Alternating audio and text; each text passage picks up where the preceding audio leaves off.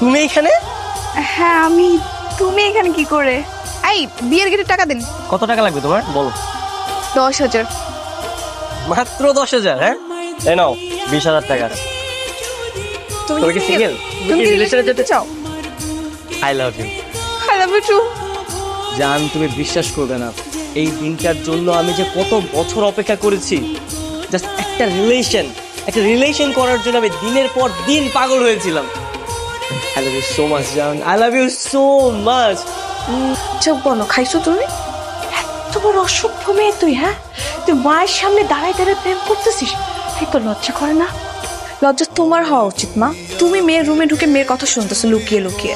তুমি জানো না কত প্রতীক্ষার পর আমি এই প্রেম পেয়েছি? এ ভালো এই দেখো আমার গার্লফ্রেন্ড কেমন। হ্যাঁ, নাও নাও নাও, তোমরা একটা মিষ্টি খাও। এই নে, এই রে, আজকে আমার খুশির দিন। এলাকার সবাইকে মিষ্টি খাওয়াবো, বুঝছো? মিষ্টি ভাই, পরীক্ষার রেজাল্টে দিতেছে নাকি? আরে রাখেন আপনার পরীক্ষার রেজাল্ট। নতুন রিলেশনশিপে গেছি, এই যে আমার গার্লফ্রেন্ড। কিউট না? তোমার ছেলে রাস্তাঘাটে লুতুপুতু প্রেম করে বেড়াচ্ছে, আর সেই উপলক্ষে সব মানুষকে মিষ্টি খাইয়ে বেড়াচ্ছে। আমাদের ছেলে যদি রাস্তাঘাটে এইসব কাজকর্ম করে বেড়ায়, তাহলে কি আমাদের মান সম্মান থাকে বলো? ওকে বিয়ে দিয়ে দাও। বিয়ের বয়স হয়েছে তো, বিয়ের দায়িত্ব যখন ঘাড়ের উপরে পড়বে তখন দেখবে একদম ঠিক হয়ে যাবে।